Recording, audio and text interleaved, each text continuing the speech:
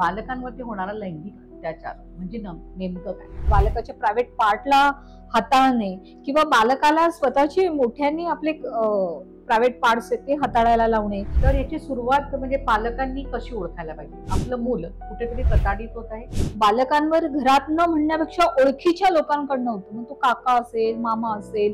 पालकांना असं वाटतं की आम्ही गुड टच बॅड टच शिकवलाय म्हणजे आम्ही सुजान पालक. जर मग असा बॅड टच झाला तर मग काय करणार? पालक म्हणून काय भूमिका आहे तुमची? अननोन माणूस तिथे आला आणि त्याने त्याच्या पॅन्टची जीभ खाली केली आणि लिंग प्रदर्शन केलं. नमस्कार, तुमच्या नॉलेज कट्ट्यामध्ये तुमच्या सगळ्यांचं पुन्हा एकदा खूप खूप स्वागत. गेल्या काही वर्षांपासून समाजामध्ये लहान मुलांवरती लैंगिक अत्याचारांच्या घटनांमध्ये सातत्याने वाढ होत आहे. खरं तर ही खूप गंभीर बाब आहे. यावर कायदे काय म्हणतात आणि यावरती पालकांनी काय सावधगिरी पाळली पाहिजे आणि यामध्ये समाजाचा रोल काय? आज हेच जाणून घेण्यासाठी आमच्या कट्ट्यावर आल्या आहेत शोभा पवार मॅम. नमस्कार मॅडम. आमच्या कार्यक्रमात तुमचं खूप खूप स्वागत. शोभा पवार मॅम यांचा परिचय असा आहे की त्या गेल्या अनेक वर्षांपासून महिला व बालक लैंगिक अत्याचारावरती त्यांचा अभ्यास आहे आणि गेल्या अनेक वर्षांपासून त्या याच्यावरती काम करत आहे. महाराष्ट्र शासन आणि महाराष्ट्र पोलीस यांच्याबरोबर देखील त्या काम करत आहेत. तुमचा परिचय तसं तर बराच मोठा आहे, तो तुम्ही जरा सांगितलं तर अजून जरा आमच्या दर्शकांना त्याची मदत होईल. मी गेल्या 26 वर्षापासून बालकांच्या प्रश्नांना आणि महिलांच्या प्रश्नांना घेऊन काम करते. स्पेशली जी बालकं आहेत ज्यांना मदतीची गरज आहे, दुर्बल दुर्लक्षित घटक म्हणून आहे, काळजी आणि संरक्षणाची जी बालकं आहेत त्यांच्यासोबत मी काम करत आहे. त्यासोबत मी शासनाच्या विविध समित्यांवर काम केलंय. सध्या मी बाल न्याय मंडळ नाशिकची मी सदस्य आहे. यापूर्वी मी बाल कल्याण समितीवर काम केलेलं आहे. महाराष्ट्र शासनाची कमिटीवर मी सल्लागार होते ह्युमन ट्रॅफिकिंग सेलच्या आणि विविध समित्यांवरती मी काम केलेलं आहे. बालकांचे आणि एकूणच महिलांचे जे प्रश्न आहेत ते घेऊन सतत त्याचा पाठपुरावा करणे, त्याचा अभ्यास करणे, त्याच्या संदर्भातलं संशोधन करणे, रिसर्च करणे, अशा सगळ्या पातळीवरती माझं काम सुरू आहे. आपला पहिला प्रश्न असेल असा की बालकांवरती होणारा लैंगिक अत्याचार म्हणजे नेमकं काय? हा अतिशय छान प्रश्न आहे. कारण की बऱ्याचदा प्रश्न पडतो की लैंगिक अत्याचार काय कशाला म्हटलं पाहिजे. जर कोणी लहान बालकांशी प्रत्यक्ष आणि अप्रत्यक्ष त्याची दोन भागामध्ये विभागणी झाली, म्हणजे ज्याला स्पर्शित आपण म्हणूया अशा पद्धतीचं शोषण आणि अस्पर्शित शोषण असे दोन भाग आहे. आता स्पर्शित शोषण मध्ये काय येतं तर डायरेक्ट बालकाचा वर होणारं शारीरिक संबंध प्रस्थापित करणे, बालकाच्या प्रायव्हेट पार्टला हाताळणे किंवा बालकाला स्वतःची मोठ्यांनी आपले प्रायव्हेट पार्ट्स आहेत ते हाताळायला लावणे, त्याला अश्लील चित्र दाखवणे, अश्लील हावभाव करणे, अश्लील बोलणे किंवा अश्लील चित्रफितींमध्ये बालकांना काम करायला लावणे, या सगळ्या ज्या गोष्टी आहेत या सगळ्या बाबी लैंगिक शोषणाशी निगडीत आहेत. गेल्या काही वर्षांमध्ये लहान मुलांवरती लैंगिक अत्याचाराच्या घटनांमध्ये वाढ झाली आहे. म्हणजे जसं लहान मुलांमध्ये प्रामुख्याने ही सुरुवात घरापासून होते असं अनेक घटनांमध्ये समोर देखील आलेलं आहे. म्हणजे घरापासून म्हणा किंवा ओळखीच्या व्यक्तीकडनं मुलांवरती अत्याचार होतो. तर याची सुरुवात म्हणजे पालकांनी कशी ओळखायला पाहिजे की आपलं मूल कुठेतरी प्रताडित होत आहे, आपल्या मुलावरती काहीतरी गंभीर परिस्थिती आलेली आहे. पालकांनी कसं ओळखावं? कसं आहे मॅडम याच्यामध्ये की ही जी बालकं आहे आपल्या आजूबाजूला असणारी बालकं यांच्या संदर्भाने सजग असणं खूप गरजेचं आहे. बालकांचे स्वतःच्या अनेक अडचणी आहेत ज्याच्यावरती बालकं मोकळेपणाने बोलू शकत नाही. जसं तुम्ही म्हणाला की बालकांवर घरात न होतं का, तर बालकांवर घरात न म्हणण्यापेक्षा ओळखीच्या लोकांकडनं होतं. मग तो काका असेल, मामा असेल, शेजारी असेल, ड्रायव्हर असेल, दुकानदार असेल, ज्या घटकाशी बालकाचा संबंध येतोय रोजच्या अशा कोणाकडून तरी व्यक्तींकडनं होण्याचं प्रमाण अधिक स्वरूपाचं आहे. आणि पालकांशी मोकळेपणाने बोलत नाही, आई वडिलांशी मोकळेपणाने बोलत नाही. त्याचं कारण असं आहे की मुळामध्येच आई वडिलांमध्येच तो मोकळेपणा नसतो. म्हणजे बालकांशी मोकळेपणाने घरामध्ये चर्चा झाली पाहिजे, संवाद साधला पाहिजे. आणि आपण आता सगळेजण असे झालो आहेत की प्रत्येक जण स्वतःची स्पेस बघतोय, आई वडील पण स्वतःची स्पेस बघतात. पण अशी आपली स्वतःची स्पेस जपत असताना आपला मोठा जो भाग आहे तो बालकांप्रती आहे. कारण आपण जेव्हा मूल आपलं असावं म्हणून निर्णय घेतो आणि एक मूल आपण जन्माला घालतो, तर मला असं वाटतं की पालकांनी हा विचार करायला पाहिजे की आपण त्याला पुरेसा वेळ देऊ शकतोय का. कारण बऱ्याचदा पालक म्हणतात आम्ही खूप बिझी असतो, आम्हाला बालकांकडे वेळच नाही, आम्ही इतक्या उशिरा येतो. पण ह्या सगळ्या प्रकारात आपण आपल्या कुटुंबातल्या बालकाशी संवाद कसं साधणार आहोत.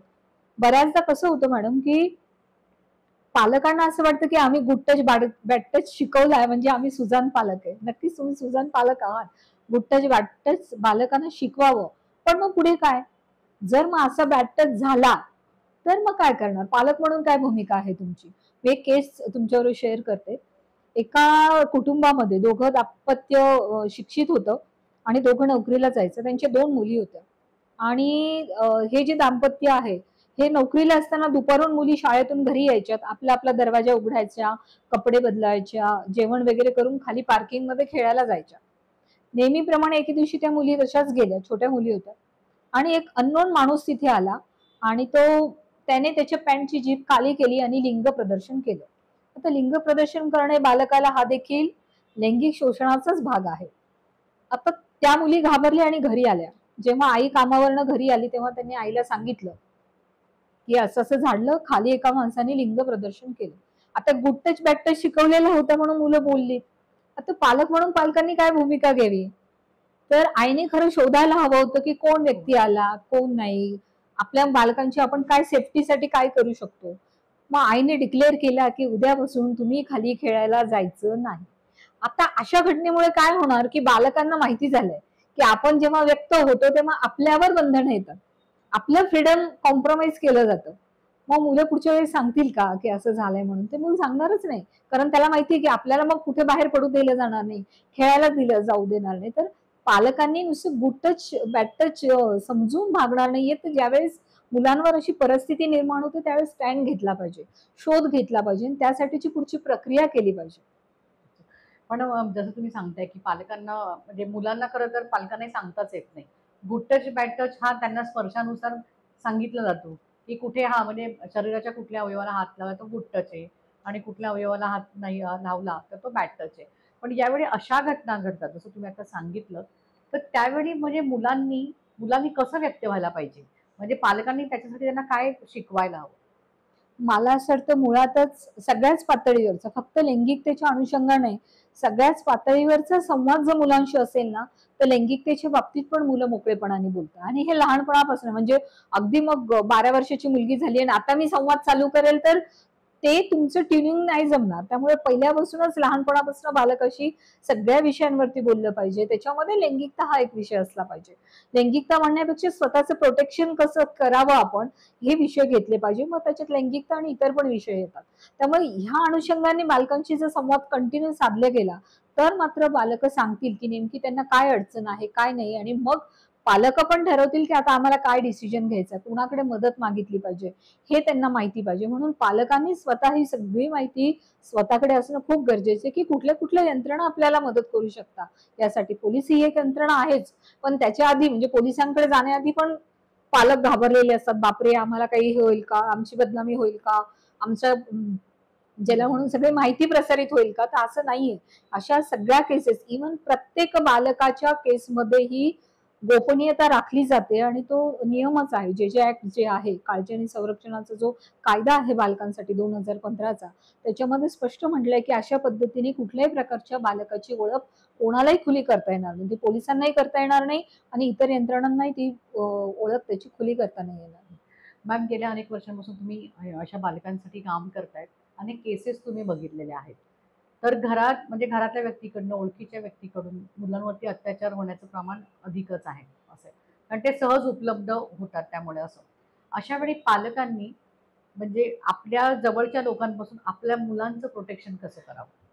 बरं, आता आपण असं म्हणूयात की जे कोणी असे बालकांच्या प्रती वेगळा दृष्टिकोन ठेवता आहेत, अशा लोक बालकांनी पण कसे ओळखावे. म्हणजे गुड टच बॅड टचच्या माध्यमातून आपण शिकवतोच, पण पालकांनी मला ह्या सगळ्या प्रक्रियेमध्ये असं वाटतं की बघा, आपण लहानपणापासून घरामध्ये मूल मोठं झालं, थोडं समजायला लागलं लहान मुलाला की आपण त्याला शरीराची ओळख करतो. हात कुठे आहे, डोळे कुठे आहे, कान कुठे आहे, आणि बालक छानपैकी सांगते इथे डोळे कुठे, कान.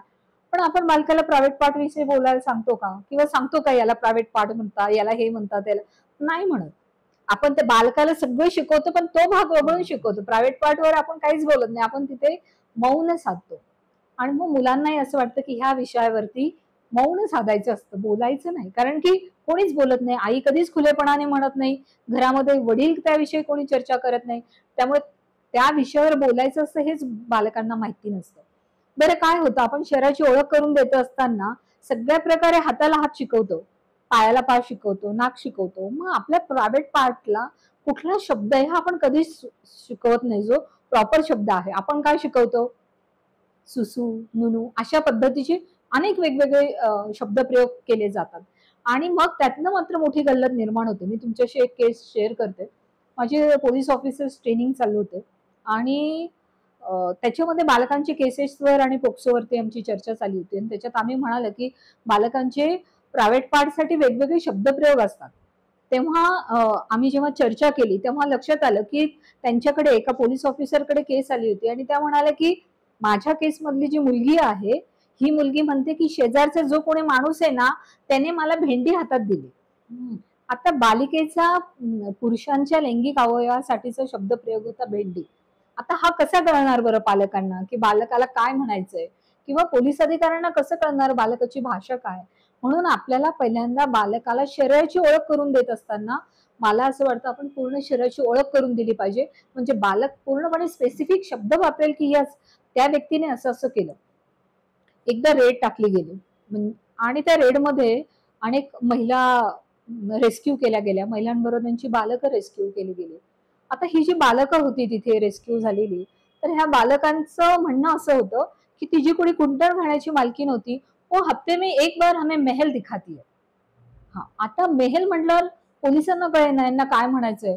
सगळ्यांना असं वाटलं की काहीतरी गुप्त जागा असणार जिथे हे सगळ्या प्रकारचे यांचे व्यवहार चालत असणार. म्हणून ज्या जागेत रेड टाकली होती तिचं परत परत सर्चिंग केलं गेलं की अशी काही गुप्त जागा ह्या त्या प्रिमाइसेस मध्ये आहे का, तर तशी काही गुप्त जागा आढळून आली नाही.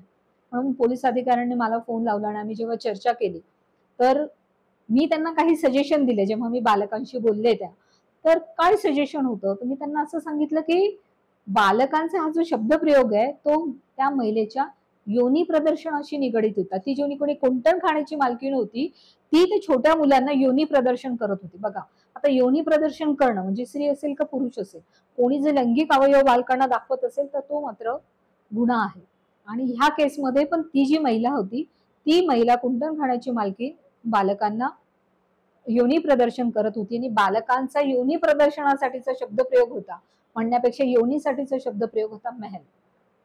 तर बालक कुठला शब्द वापरतील आपण नाही सांगू शकत आहे. त्यामुळे आपल्याला बालकांची भाषा पण समजून घ्यावी लागणार आहे. आणि ही सगळ्यांची जबाबदारी, मी म्हणणार नाही की फक्त पालकांचीच आहे. बालकांच्या विकासासाठी आणि त्यांच्या वाढीसाठी असणारं संरक्षणात्मक वातावरण देणं ही सगळ्या समाजाची जबाबदारी. त्यामुळे बालकांना काय वाटतं, बालकांची भाषा काय आहे, बालकांचे शब्द काय आहेत, हे फक्त पोलिसांनी आणि पालकांनी नाही समजून घ्यायचे, तर समाजाला याची माहिती असावी, जेणेकरून बालकांसाठी आपण एक चांगल्या पद्धतीचे वातावरण निर्मिती करू शकतो. आपल्याकडे सेक्स एज्युकेशनचा अभाव आहे, त्याच्यामुळे देखील या घटना घडतात, असे प्रकार होतात असं वाटतं. मला असं वाटतं की उत्सुकतेपोटी म्हणा. उत्सुकतेपोटी आणि आता बालकांना सगळं बघायला मिळतं. म्हणजे मोबाईलवर Social media, सगळ्या प्रकार, म्हणजे mobile. पूर्वी कामाला सुरुवात केली तेव्हा आणि आता जर बघेल तर सोशल मीडियावरती बालकांना सगळ्या पद्धतीचं काही तर अनेक ब्ल्यू फिल्म बघतात किंवा त्यातनं देखील काही अडचणी निर्माण होऊ शकतात. आणि हे जे सगळं बालकांना माहिती होत आहे, हे बालक आपल्या आई वडिलांशी बोलतात का, की मी आज हे असं असं काहीतरी पाहिलं, हे काय आहे, हे कुठलं बालक बोलतं का, तर नाही बोलत. आणि मला असं वाटतं की बालकांनी त्यांच्या पालकांना हा प्रश्न ज्या दिवशी विचारतील की मी हे असं काहीतरी बघितलं, हे काय आहे, त्या दिवशी मी म्हणेल की ती खुलेपणाची वातावरणाची सुरुवात झाली आहे. बालक आणि पालक यांचा संवाद झालेला आहे. आपल्या इकडे म्हणजे सेक्सवरती किंवा सेक्स लाईफवरती उघड उघडपणे बोललं जात नाही. म्हणजे ते चांगलेपणाचं लक्षण नसतं, सभ्यपणाचं लक्षण नसतं प्रामुख्याने. त्यामुळे हे विषय टाळले जातात. बऱ्याच वेळा मुलांना घरामध्ये म्हणा, बाहेर शाळांमध्ये असे काहीतरी अनुभव येतात, ते सांगण्याचा प्रयत्न करत असतात. पण तसं तुम्ही म्हणालात की त्यांना शब्द सापडत नाही योग्य असं. अशा वेळी पालकांची भाषा, जसं तुम्ही म्हणाल की त्यांना शिकवा तुम्ही. पण काही शब्द इतके अवघड आहेत की ते पालक डायरेक्ट त्यांना सांगू शकणार नाही. कारण ते थोडे ऑकवर्ड मुव्हमेंटचे ते असे काही शब्द आहेत, त्या अवयवांची अशी नावं आहेत.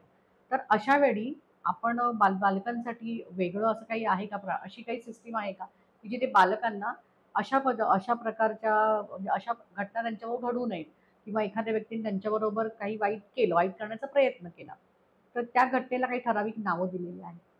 नाही नाही, माझं असं म्हणणं आहे की आपण हात पाय शिकवत असताना प्रॉपर शिकवतो की नाही. पण जी प्रचलित शब्द आहे, जी आपल्या भाषेमधली शब्द आहेत त्या पर्टिक्युलर अवयवांसाठी ती आपण वापरली पाहिजे. म्हणजे मुलं ती म्हणजे जे वापरतील आणि रेग्युलरली असं वापरतात. हो. आणि त्याच्यातला संकोच आपला गेला पाहिजे. मुळामध्ये आपला हा सगळी जी गोष्ट आहे ना, आपण जे पर्याय शोधतो ते कशा पोटी शोधतोय, तर आपण संकोच्या पोटी शोधतोय, की अरे बापरे मला संकोच वाटेल चार चौघात. पण चार चौघात संकोच वाटण्यापेक्षा बालकांची सिक्युरिटी हा सगळ्यात महत्वाचा याच्यामध्ये भाग आहे असं मला वाटतं. तुमच्याकडे जेव्हा अशा केसेस येतात म्हणजे लहान मुलगी असेल किंवा मुलगा असेल, पीडित मुलं जेव्हा तुमच्याकडे येतात, तुम्ही त्यांच्याशी बोलता आणि म्हणजे घटनेचा क्रम जाणून घेण्याचा प्रयत्न करतात. सगळ्यात पहिले ते काय सांगतात तुम्हाला? खरं तर वेगवेगळ्या प्रकारे बालक समोर येतं. म्हणजे मी बालकल्याण समितीवर कामं केली आहे किंवा त्याच्या आधी माझ्याकडे जेव्हा बालक येत होतं आणि बालकल्याण समितीवर येतं, तर आमचा सगळ्यात पहिल्यांदा हाच मुद्दा असतो की बालकाला सेफ वाटलं पाहिजे. बालकाला आपल्याशी बोलताना ज्याला आपण म्हणून मोकळेपणा वाटला पाहिजे. झाली ती गोष्ट सांगण्याची आपल्या आपण त्यांच्यासाठी किंवा त्यांचं म्हणणं ऐकून घेण्यासाठी आपण आहोत, त्यांच्या मदतीसाठी आहोत. अशा पद्धतीचं वातावरण निर्मिती आम्ही त्याच्यात करतो आणि मग बालकांशी बोलतो आणि मग तसं जे काही घटना घडलेली असेल बालकाची, तर कायद्याने आपल्याला सगळ्यांनाच हे बंधनकारक आहे की ज्यांना कोणा कळेल की बालकावर लैंगिक शोषण होत आहे, त्यांनी ती माहिती पोलीस स्टेशनला दिली पाहिजे. ती माहिती त्यांनी लपवून ठेवता कामा नये.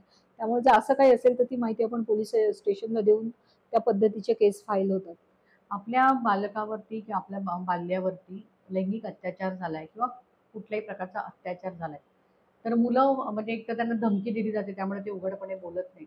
अशा वेळी पालकांनी काय म्हणजे पालकांनी मुलांना कसं समजून घ्यायला हवं? बरं.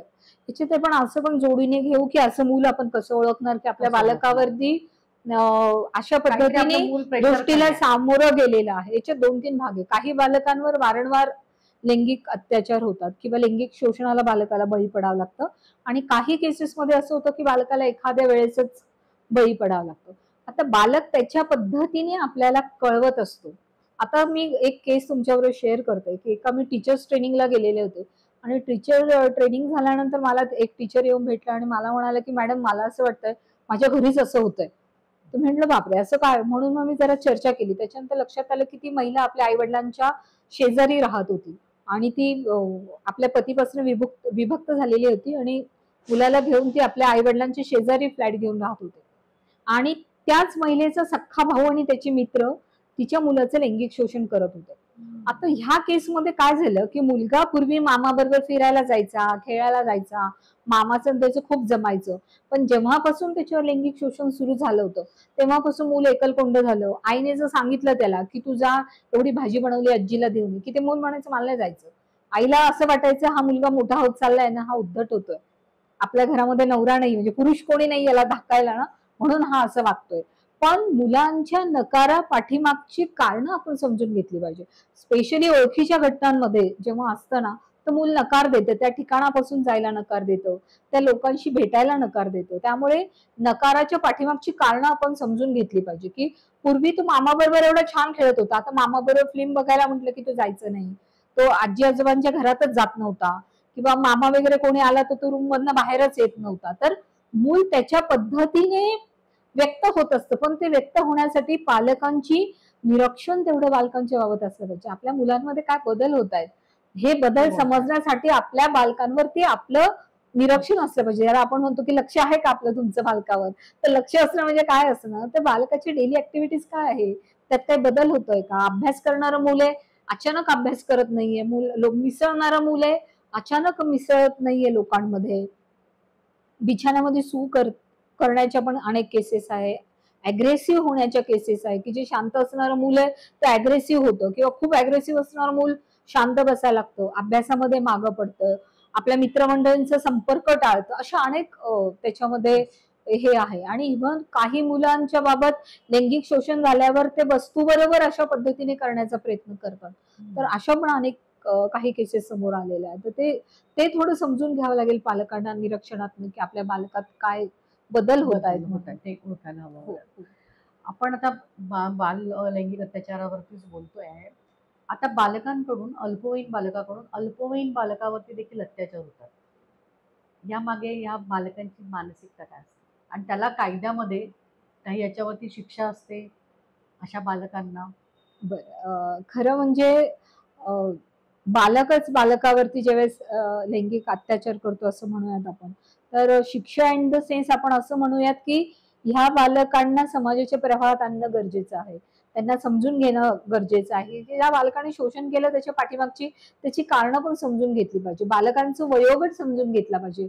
वयात आलेली मुलं वेगळ्या प्रकारे रिॲक्ट करू शकतात.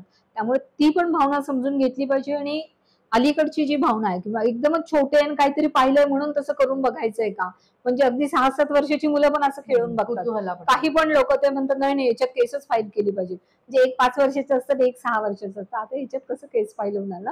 तर आपल्याला हे समजून घेणं लागणार आहे की बालकांचं वयोगट काय आहे, कुठल्या मानसिकतेतनं केलं आहे, त्यांचं सामाजिक काय पार्श्वभूमी आहे, त्यांची मनो भूमिका काय आहे, हे सगळ्या गोष्टींचा याच्यानंतरच बालकांच्या बाबत डिसिजन होतो. सोशल मीडियाचा या घटनांच्या मागे किती हात आहे असं तुम्हाला वाटतं? किती जबाबदार आहे? खरं तर सोशल मीडियाचा आता फार OTT प्लॅटफॉर्मवर ज्या पद्धतीने सगळं दाखवलं जातंय आणि मी म्हणेन की हे खूपच बालकांवर प्रभाव टाकणार आहे. म्हणजे मी बालकांशी जेव्हा संवाद साधते ना आणि बालकांशी बोललं की त्यांचं म्हणा त्या सीन मध्ये त्याने कसं केलं होतं, मग मी तसं करून पाहिलं. म्हणजे अनुकरण करा. हा, आणि काय कळलं काय कळलं नाही, पण त्या सीन मध्ये अमुक अमुक सिरियल मध्ये त्याने तसं केलं म्हणून मी करून बघितलंय. तर हे पण आपल्याला बघावं लागणार आहे की बालक खूप प्रभावात येत आहेत. त्यामुळे बालक टीव्ही किंवा सोशल मीडियावर काय बघतायत म्हणून पालकांचं मी जे वारंवार म्हणते संवाद खूप महत्वाचा आहे. तो याच्यासाठीच आहे की एकदा संध्याकाळी सगळे कामावून आले शाळेतून आले की सगळेजण जर टीव्ही समोर बसणार असतील आणि अशा पद्धतीचे सिरियल मुलांच्या बघण्यात येत असतील तर आपल्या मुलांचं वयोगट काय आहे, कारण सिरियल मध्ये पण लिहिलेलं असतं की 16+ बघायचंय 18+ त्याच्यात दिलेलं असतं त्यांनी, पण ते सरसकट सगळेच बघत असतात. तर सो हे बघितलं पाहिजे की त्याच्यात दिलेलं आहे की नेमकं कोणी बघायचंय ते कुठल्या वयोगटाने बघायचंय, तर त्यानुसारच बालकांना आपण बघायला दिलं पाहिजे. आपण बघितलं की गेल्या वर्षी म्हणजे बदलापूर मधल्या बाल लैंगिक ची घटना अत्याचाराची जी घटना घडली त्या घटनेनंतर पालकांमध्ये मुलांना शाळेत पाठवण्याबद्दल पण एक अशी भीतीचं वातावरण निर्माण झालं होतं. बऱ्याच जणांनी तर 1-2 महिने मुलांना शाळेत देखील पाठवलं नाही. आजही समाव अशी परिस्थिती आहे की मुलं शाळेत जात आहेत, शाळा आता चालू झाल्यात, पण पालकांच्या मनामध्ये ते मूल घरी येईपर्यंत धाकधूकच असते. तर याच्यामध्ये शाळांनी काय काळजी घ्यायला हवी? मला असं वाटतं याच्यामध्ये टीचर्स ट्रेनिंगचा खूप खूप महत्वाचा भाग आहे. जसं मी म्हणाले की पालक आपल्या बालकांवरती लक्ष ठेवतात, तसंच जे शिक्षक आहेत ते आपल्याकडे असणाऱ्या बालकाला त्याच्या बदलांकडे लक्ष ठेवू शकतात. की जसं मी म्हणाले अभ्यासात छान असणार मूल एकदम मागे पडतंय, अभ्यासच करत नाहीये, वर्गात त्याचं लक्षच नाही, खिडकीतनं सतत बाहेरच बघतोय, हे विशिष्ट लोक कंटाळा करतोय, मित्रांबरोबर व्यवस्थित बोलत नाहीये, वारंवार पोट दुखवतो आहे, अशा अनेक गोष्टी आहेत.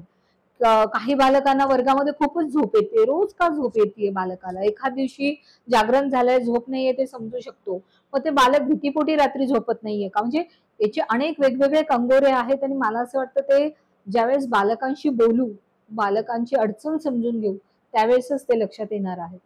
मग पीडित पालकांना तुम्ही मदत करता, पण ही मदत म्हणजे कशा स्वरूपाची असते? पीडित पालक जेव्हा पोलीस स्टेशनला जातात तेव्हा बालकल्याण समितीकडे त्यांना येतात, ते ज्यांना मदतीची गरज आहे, ज्या बालकांना केअर अँड प्रोटेक्शनची गरज आहे, अशी बालकं बालकल्याण समितीकडे येतात. बालकल्याण समिती त्यासाठी एक सपोर्ट पर्सन नेमते, जो सपोर्ट पर्सन त्यांना ह्या सगळ्या न्यायालयीन प्रक्रियेमध्ये, मेडिकल असेल, बालकाचा जबाब आहे, या सगळ्या प्रक्रियेमध्ये सोबत करत असतो. तो व्यक्ती शासनाचा असतो. त्यामुळे ही सगळी जी त्यांची प्रक्रिया आहे त्यांना न्याय मिळावं म्हणून ही जी प्रक्रिया ही सोपं करण्याचं काम जे आहे किंवा त्याच्या सोबत उभं राहण्याचं काम सपोर्ट पर्सन करत असतो. त्यामुळे सपोर्ट पर्सन कडनं त्यांना हे मिळतो. बालकांसाठीची मनोधैर्य योजना आहे, त्या योजनेसाठी देखील ते अप्लाय करू शकतात. अर्थात ते पोलीस विभागाकडनं आपोआप तो अप्लाय होतो. त्यामुळे आर्थिक मदत आहे आणि त्यांना लागणाऱ्या इतर जी मदत आहे, कायदेशीर मदत आहे, सपोर्ट सिस्टीम म्हणून जे आहे ते सपोर्ट पर्सन मदत करत असतात. जेव्हा एखादी अशी घटना बालकाबरोबर होते, तर सगळ्यात आधी आपण धावतो ते पोलीस स्टेशनमध्ये. बऱ्याच वेळा जसं आपण आधी सांगितलं, की पालक बदनामीच्या भीतीने जातही नाही. असं घरातल्या घरात हे प्रकरण म्हणजे सॉर्ट आउट करायचा त्यांचा प्रयत्न असतो. पण पोलिसांचा याच्यामध्ये काय? समजा पोलिसांकडे आपण गेलो डायरेक्ट, तर पोलिसांचा पहिला रोल काय असतो याच्यामध्ये? अगदी म्हणजे मला असं वाटतं पोक्सोच्या प्रकरणात पोलीस देखील संवेदनशीलतेने घेतात सगळे प्रकरण. म्हणजे मी गेल्या काही वर्षापासून बघते तर संवेदनशीलपणे ही सगळी प्रकरणं हाताळली जात आहेत. त्यासाठीची ज्या यंत्रणा आहेत, जसं मी म्हणाले की बालकल्याण समितीला हे करणं, कळवणं, त्यांची पोक्सोतली सगळी आणि चार्जशीट फाईल करणं, FIR फाईल करणं, पुढे चार्जशीट फाईल करणं, त्या सगळ्या प्रक्रियेमध्ये सगळं चाइल्ड फ्रेंडली करण्याचं ते पण त्यांच्या पद्धतीने ते सगळं प्रयत्न करत असतात. ऍडिशनल मी असं सांगेल तुम्हाला की बऱ्याच केसेसमध्ये बालिका गर्भवती होतात आणि ह्या गर्भवती बालकांना कुठे ठेवावं हा खूप मोठा प्रश्न निर्माण होतो. कारण की पालकांना असं वाटतं बापरे आता समाजाला कळेल की ही बालिका गर्भवती झालेली आहे, त्यामुळे समाज त्यांना ज्याला आपण म्हणूया की समाज वाईट नजरेने बघेल, समाजात आमची नाचक्की होईल या भीतीने, इज्जतीच्या भीतीने काय होतं तर बालकांना प्रॉपर मदत मिळत नाही. त्यामुळे असं जर कोणी गर्भवती बालिका असेल, उशिरा लक्षात आलेलं असेल, गर्भपात केला गेलेला नसेल ठराविक काळामध्ये आणि बाल जन्माला घालायचे आणि ही कोणाला समजू नये म्हणून गोपनीयता असेल, तर त्यांनी जे आपले विभाग आहे, बाल कल्याण समिती आपल्या जिल्ह्यातली, प्रत्येक जिल्ह्याच्या ठिकाणी बाल कल्याण समिती असते. बाल कल्याण समितीला सांगावं, त्यांनी पोलिसांना सांगावं किंवा ते स्वतः देखील बाल कल्याण समितीत जाऊन सांगू शकतात. बाल कल्याण समिती बालिकेची मदर्स होम मध्ये राहण्याची सोय करते.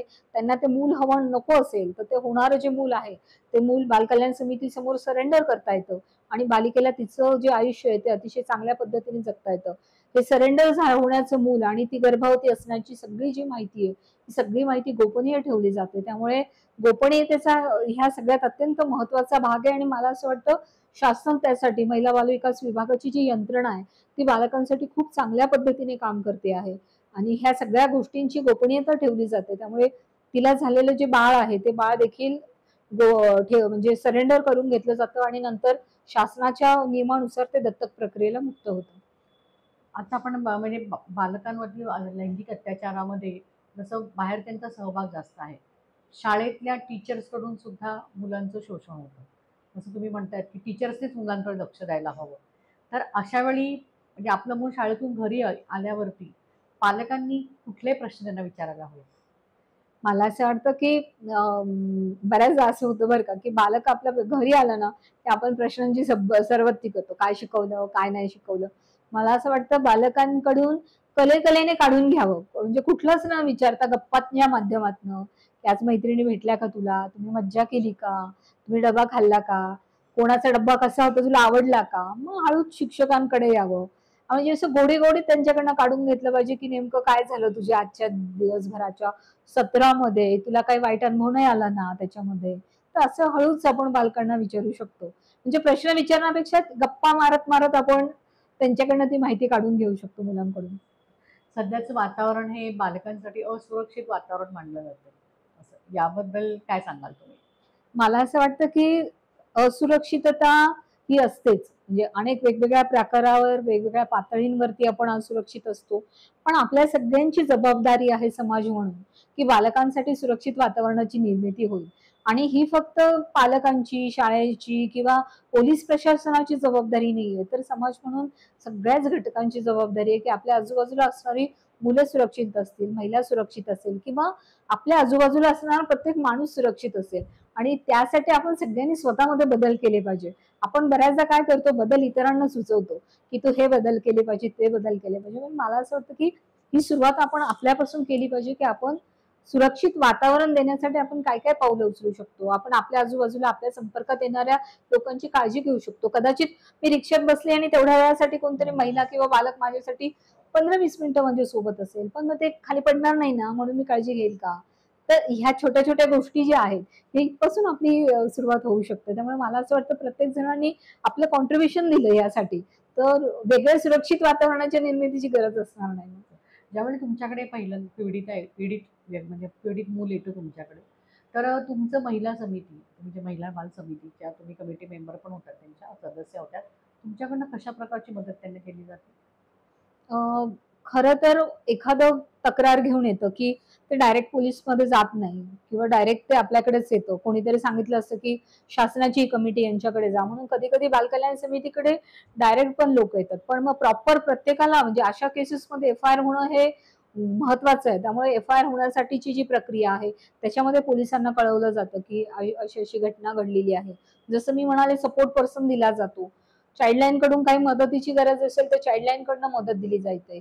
त्या सगळ्या प्रकारावरती मॉनिटरिंग असतं. जर कदाचित मुलीला घरी जायचं नसेल बालक म्हणत असेल मला सुरक्षित नाही वाटत आहे घरी, किंवा आई वडील म्हणतात बऱ्याचदा की आम्हाला नाही न्यायची बाबा मुलीला घरी, तर मुलींना बालगृहामध्ये ठेवून घेतलं जातं. आणि जोपर्यंत सगळी वातावरण निर्मिती किंवा सुरक्षितता तिच्या बाजूने होत नाही, तिच्यासाठीची तशी निर्मिती होत नाही, तोपर्यंत ती मुलगी बालगृहात राहते. खूप छान. म्हणजे महिला बालविकास खातं देखील भरपूर मुलांसाठी काम करतंय. खूप चांगली गोष्ट आहे. मला वाटतं आपल्याला आज शोभनाताईंनी खूप चांगल्या गोष्टी सांगितलेल्या आहेत.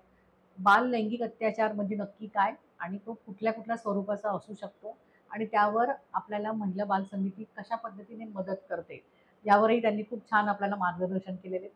मॅम, आज तुम्ही आमच्या या कार्यक्रमात आलात आणि तुमचा वेळ आम्हाला दिला, याबद्दल तुमचे खूप खूप आभार. खूप धन्यवाद.